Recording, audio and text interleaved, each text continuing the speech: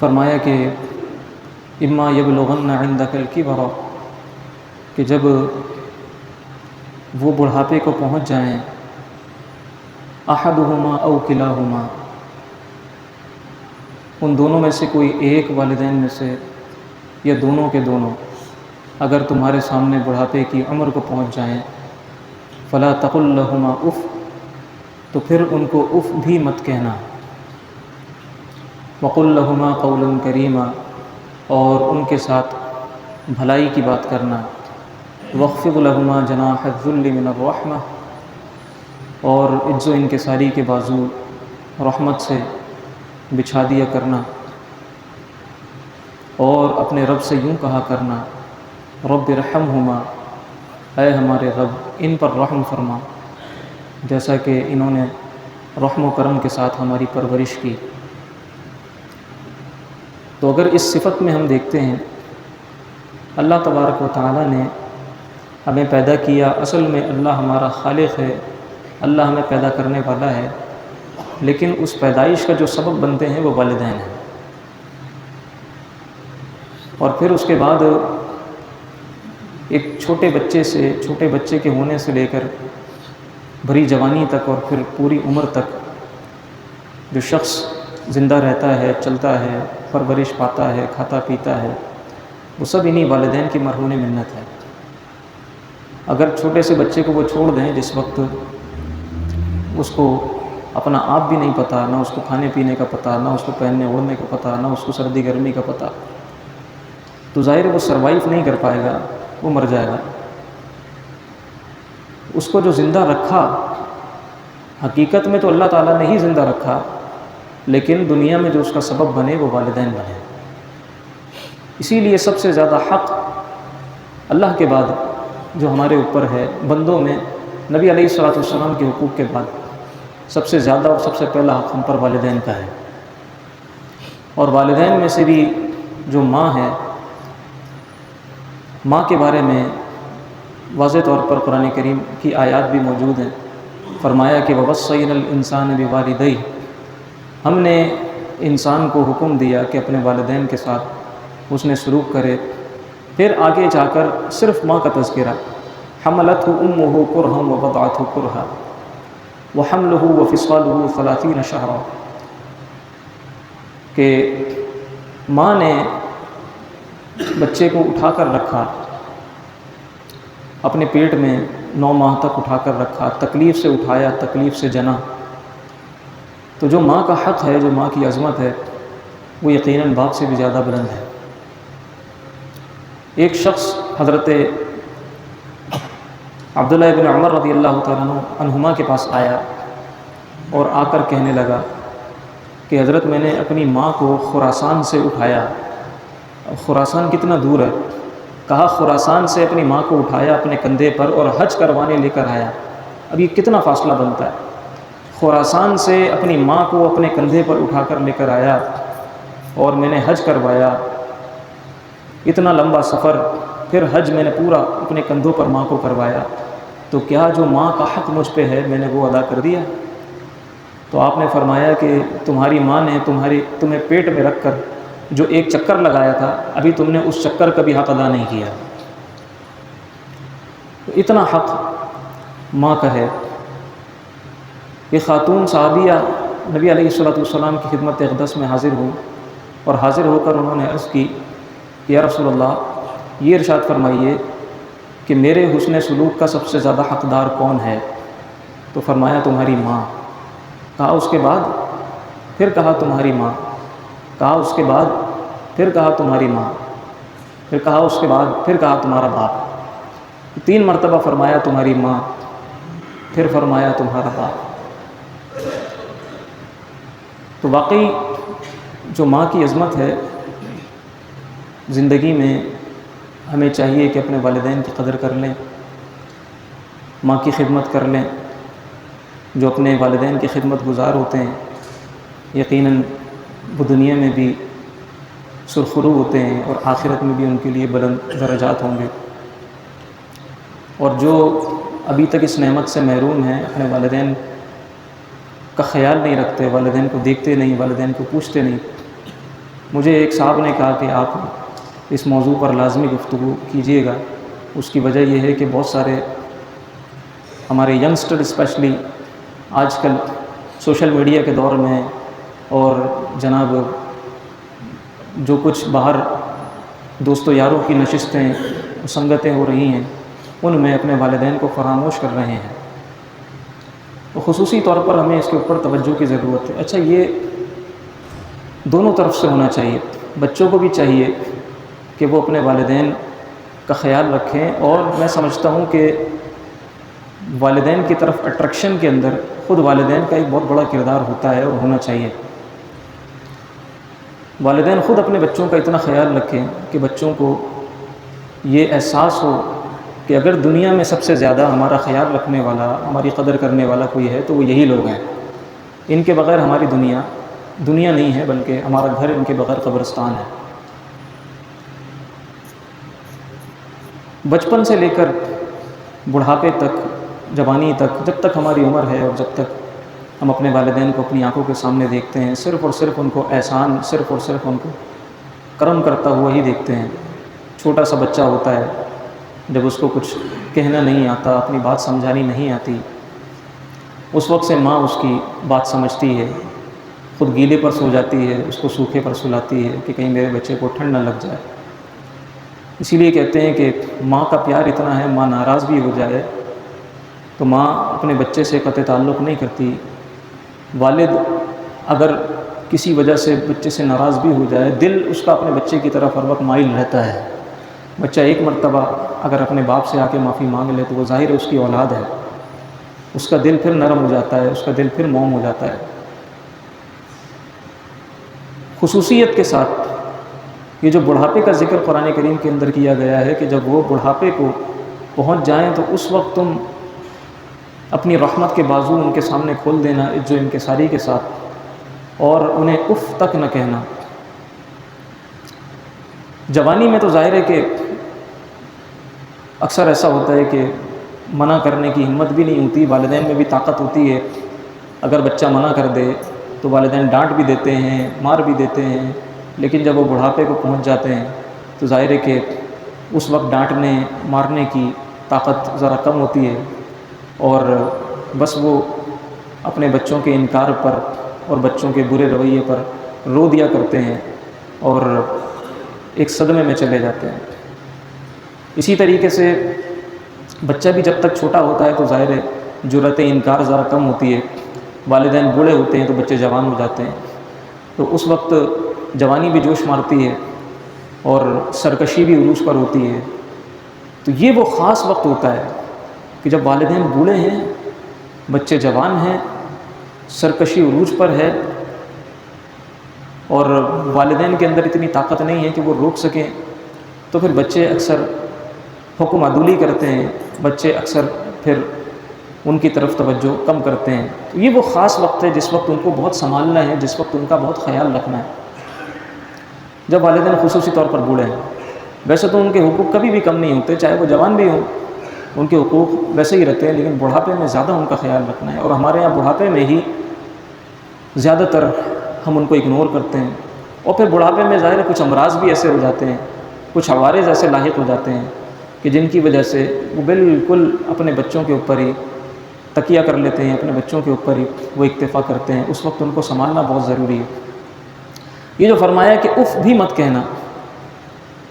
If کا ترجمہ اگر ہم اردو میں کرتے ہیں تو اردو میں جس طرح ہم جھڑک کے کہتے ہیں نا،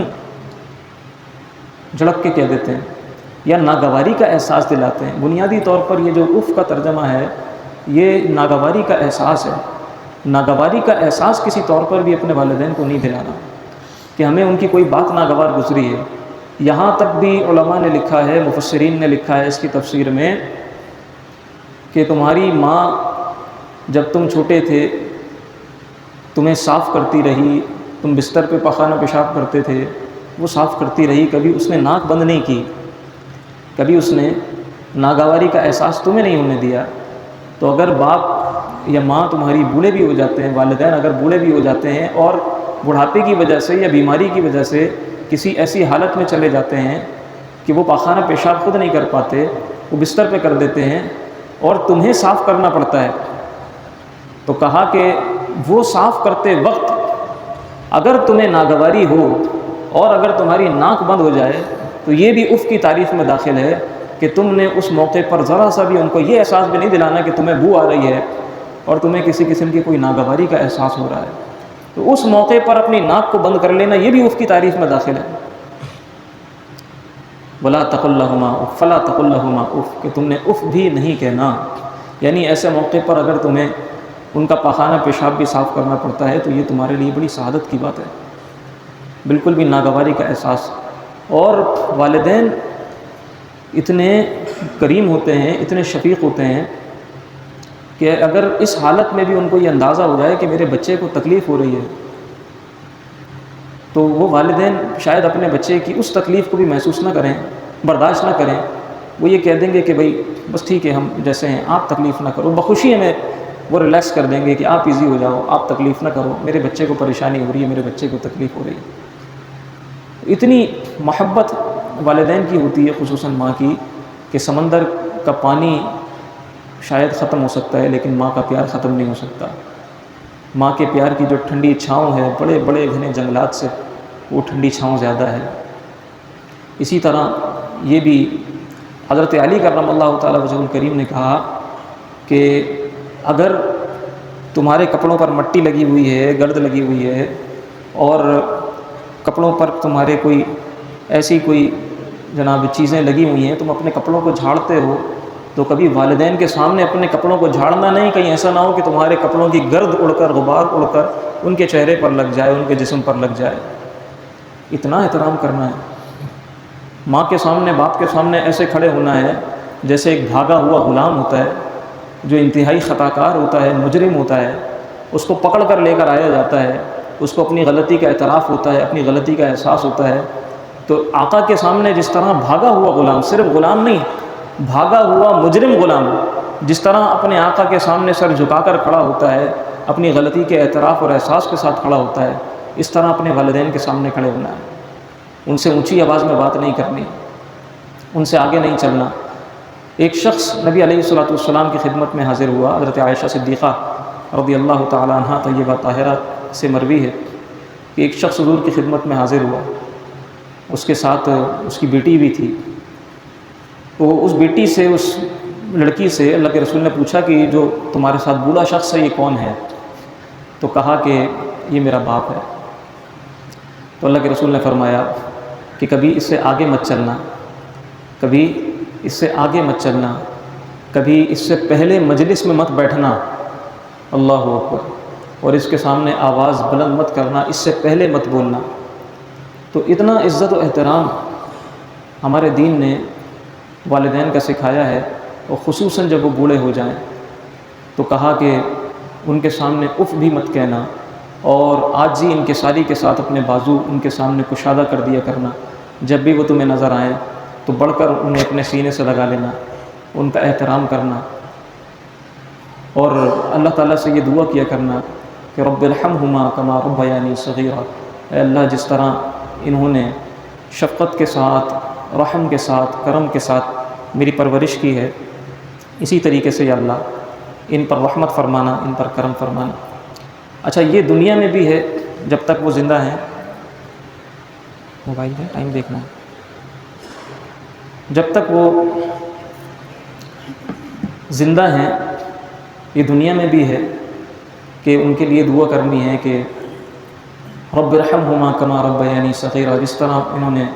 ہمیں پالا رحم کے ساتھ، کرم کے ساتھ، ان پر رحم فرما، اور ان کے دنیا سے جانے کے بعد بھی اللہ تعالیٰ سے دعا کرنی ہے کہ ان پر رحم فرمانا یا اللہ، انہوں نے بہت ہی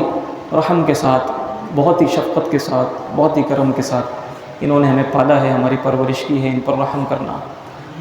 اور جب تک والدین زندہ ہوتے ہیں، ہم نے بھی کئی جنازے پڑھائے ہیں، کئی جنازے پڑھائے ہیں، کئی جنازے اٹھتے دیکھے ہیں، لوگوں کے والدین کے لیے دعائیں کی ہیں،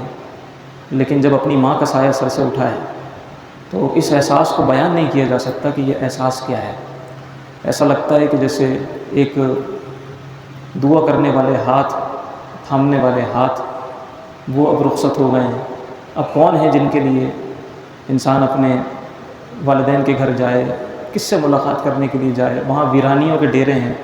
ایسا لگتا ہے کہ جیسے، اور وہ حقیقت ہے کہ ماں کے بغیر گھر یہ قبرستان کی صورت پیش کرتا ہے۔ ایسا لگتا ہے کہ ماں قبرستان میں نہیں ہے بلکہ قبرستان گھر میں بنا ہوا ہے، ماں تو جنتی گلشن میں ہے، انشاءاللہ جنتی باغات میں ہے۔ وہ جو علامہ اقبال نے کہا تھا کہ کس کو ہوگا اب وطن میں آہ میرا انتظار، کون میرا خط نہ آنے سے رہے گا بے قرار، تیری خاک مرکت پر تیری فریاد لے کر آؤں گا، اب دعائے نیم شب میں کس کو میں یاد آؤں گا۔ رات رات اٹھ کر جو ماں دعائیں کیا کرتی تھی، اب کون ہے پیچھے دعائیں کرنے والا، اب کون ہے پیچھے سنبھالنے والا۔ خاک مرکت پر تیری فریاد لے کر آؤں گا، اب دعائے نیم شب میں کس کو میں یاد آؤں گا، اور تربیت سے تیری میں انجم کا ہم قسمت ہوا، گھر میرے اجداد کا سرمایہ عزت ہوا۔ آج جو گھر ہے، جو کچھ بھی ہے، ہم جو کچھ بھی ہیں، اگر ہماری کوئی عزت ہے تو وہ ساری کی ساری ماں کے دم قدم سے ہے۔ انہوں نے ہی پالا، انہوں نے ہی پرورش کی، انہوں نے ہی پڑھایا لکھایا۔ تو وہ جو وسیع شاہ نے بھی کہا تھا کہ جہاں جہاں ہے میری دشمنی سبب میں ہوں، جہاں جہاں ہے میرا احترام تم سے ہے، گلی گلی میں جو آوارہ پھر رہا ہوتا، جہان بھر میں وہی نیک نام تم سے ہے۔ کہ اگر یہ شفقتیں نہ ہوتی پیچھے، یہ تربیتیں نہ ہوتی پیچھے، تو شاید ہم بھی کہیں گلی گلی پھر رہے ہوتے، کہیں آوارہ پھر رہے ہوتے۔ آج جو عزت و احترام کے ساتھ کہیں مسند نشین ہیں، کہیں اگر کسی منصب پر ہیں، لوگ ہمارا احترام کرتے ہیں، لوگ ہماری بات کرتے ہیں، تو یقیناً اس کے پیچھے ساری کاوشیں ماں کی ہیں۔ ہمیں بام عروج دے کر وہ خود جا کر تھک کر آرام سے سو گئی ہیں۔ تو جو گھر ہے، گھر میرے اجداد کا سرمایہ عزت ہوا، اور میری جو زندگی ہے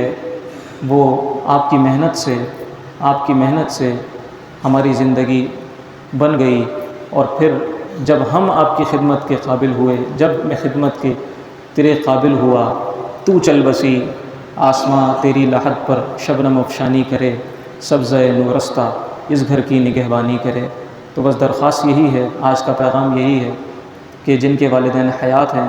ہمیں چاہیے کہ اس دور پرفتن میں کچھ وقت اپنا ایسا ہم ضرور نکالیں کہ اپنے والدین کے پاس بیٹھیں، ان کا خیال رکھیں، ان کی بات سنیں۔ اور جن کے والدین اس دنیا سے رخصت ہو گئے، وہ اپنے والدین کے ساتھ حسن سلوک کی مختلف صورتیں جو دین نے بیان کی ہیں، وہ چاہے ان میں ایصال ثواب کر کے ہو، چاہے ان کے نام پہ صدقات کر کے ہو، صدقہ جاریہ کر کے ہو، یا چاہے ان کے رشتہ داروں کے ساتھ، ان کے دوستوں کے ساتھ حسن سلوک کر کے ہو، جس انداز سے بھی ہو، فکر مند رہیں کہ کسی نہ کسی طرح ہم نے اپنے والدین کو ان کی قبر میں راحت پہنچانی ہے، تاکہ روز محشر جب اللہ ہمیں ان کے سامنے کرے تو وہ ہم سے خوش ہوں، وہ ہم سے راضی ہوں، اور وہ اللہ کی بارگاہ میں یہ کہیں کہ یا اللہ مجھے جنت میں پھر میرے بچوں کے ساتھ جمع کر دے۔ وما علیہ الا البلاغ المبین۔